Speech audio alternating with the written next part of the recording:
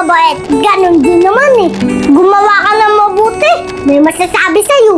Pag gumawa ka ng mali, yan ang inaantay nila. Kaya kung ako ikaw, huwag kang titigil gumawa ng kabutihan. At manatili kang maging mabuting tao.